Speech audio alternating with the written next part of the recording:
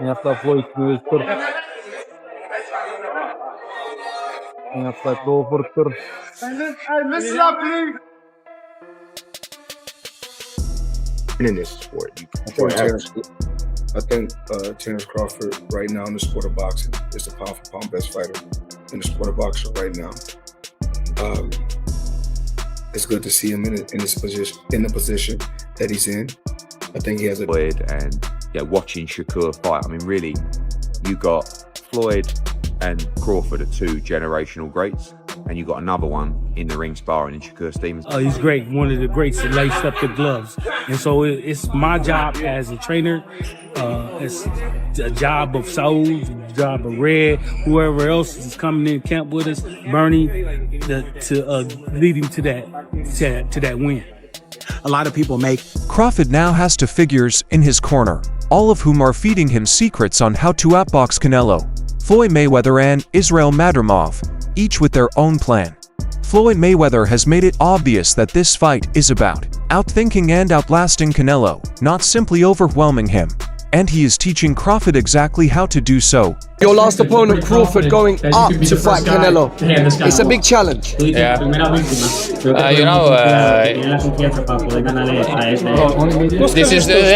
This is too interesting fight. If in the best current 12 rounds, I think Crawford wins. If early TKO, Canelo. Thank you.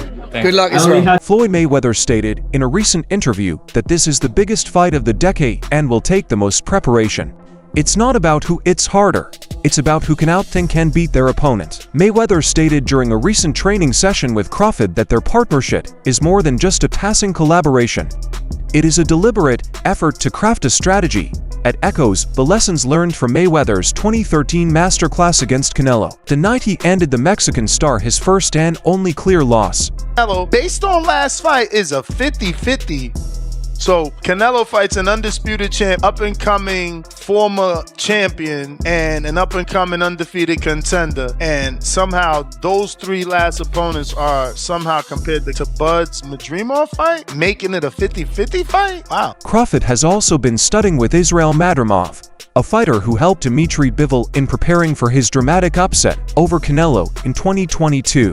Madrimov is known for his odd angles. Crawford's count is special because to the relentless pressure and odd scheduling. Crawford and Madrimov faced off in August 2024, with Crawford winning a two-round decision, although the fight showed some troubling indicators.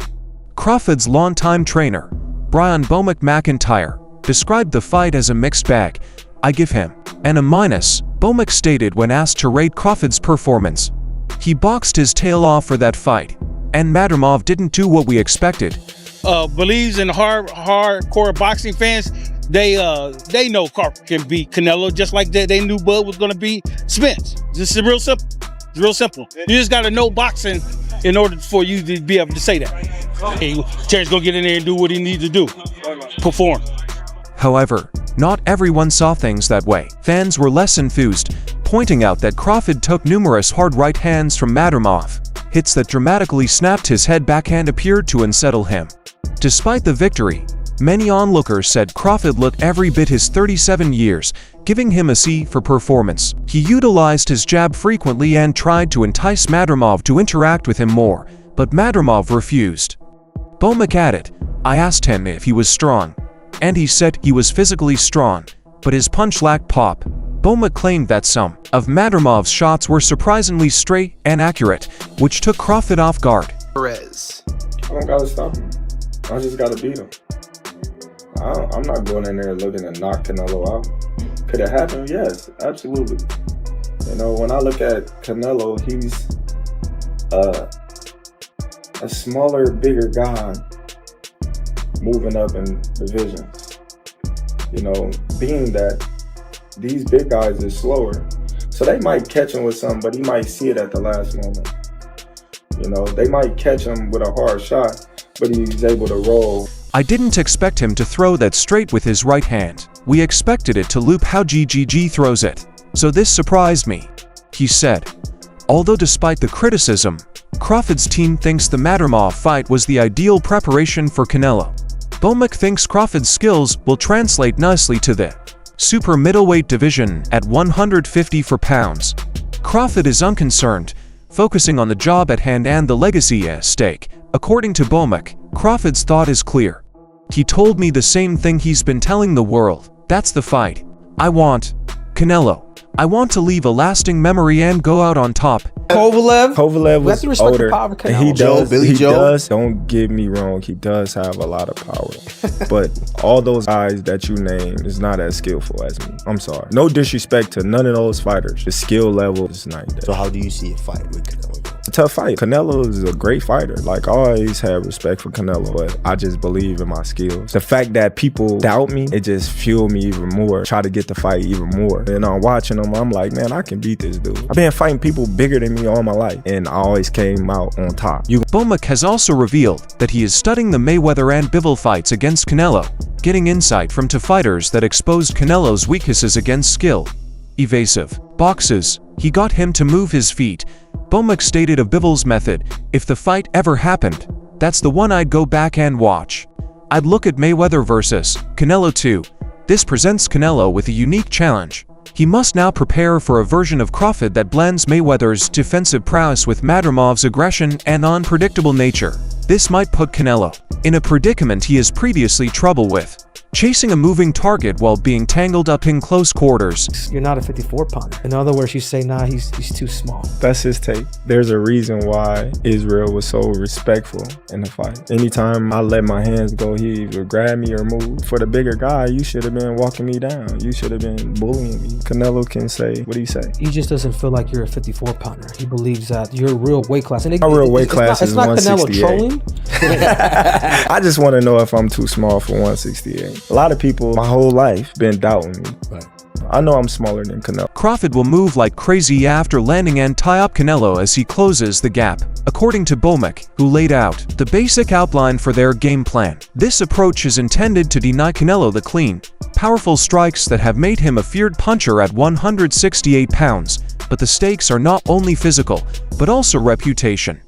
If Canelo fails to defeat a much smaller boxer in Crawford, the results might be catastrophic. All Crawford has to do is make Canelo work hard to beat him, and he'll be praised as the winner afterwards, Bomac said, adding that this fight is as much about image as it is about performance. In the same way that Canelo may never receive full credit for defeating a lightweight like Gervonta Davis, he fears a similar storyline if he cannot easily defeat Crawford. Believes in hardcore boxing fans, they know Crawford can beat Canelo just like they knew Bud was going to beat Spence. This is real simple. It's real simple. You just got to know boxing in order for you to be able to say that. Hey, Terence gonna get in there and do what he needs to do. Perform. Dmitry Bivol had already watched how Crawford defeated Canelo. When the Russian powerhouse spoke with Andy Clark of Ring magazine, he expressed a level of faith in Crawford that few could have expected. Bivol, the undisputed light heavyweight champion who outboxed Canelo in a dominant performance in 2022, was quick to accept the size dare. The first comment, of course, is about Crawford's stature. Bivol conceded that the smaller man faced an uphill fight against the super middleweight behemoth. See stuff about me going up and having a tough time, but he went up in weight and lost. That's the difference. I went up weight and won. He went up and lost. You know, so let's not do that, Canelo. What jumped out was Bivol's review of Crawford's physical metamorphosis. He recently saw Crawford in Dubai and noticed that the WBA super welterweight champion looked impressively bulked up. He's one of my favorite fighters, Bivol stated that despite the size gap, he sees a road to win for the Omaha native. He's capable of winning this bout, he said without hesitation, adding that Crawford's skill set gives him a legitimate chance despite his physical disadvantages. The main test, according to Bivol, will be whether Crawford can handle the unique pressure of fighting at 168 pounds, which is a significant change. For Bivol, it's not just about the power, but also about the mental and physical adaptations needed to take punches from a larger, stronger fighter while maintaining your own will. Nonetheless, he stays optimistic, saying that he has good capabilities. What do you make of the fight with Crawford and Canelo that's likely to be announced? I think Crawford wants this fight a lot. He wants this fight, and I think he will be more active than Canelo's previous opponent, and he has different mentality. He has champion mentality. I think the fight will be much more interesting. What do you make of the weight in that fight, the weight difference? I think Crawford will not. Crawford's chances suddenly look a lot more promising with endorsements like this from those who have already cracked the Canelo code, as well as help from Madrimov. Trainer Robert Garcia has stated clearly that he expects Terence Crawford to dominate the first half of his fight against Canelo Alvarez in September. Garcia expects Crawford to win 5 or 6 of the early rounds, which would be terrible for Canelo. It's a big prediction, but one based on the idea that Crawford's technical prowess, ring IQ, and quick timing will overwhelm the Mexican superstar before he can establish his groove. Right now with Crawford's gonna make it a better fight. I think it's a very close fight. Now I switch. I always thought Canelo was gonna be too big, too strong, but now I'm gonna pick Crawford to win this fight. Crawford is very talented, great footwork, great combinations, and a very strong fighter. Facing him off, he's actually the taller man. So I'm leaning towards Crawford now. I switched my opinion. I think Canelo looked too slow, too flat-footed. One punch at a time. Garcia's perspective is clear.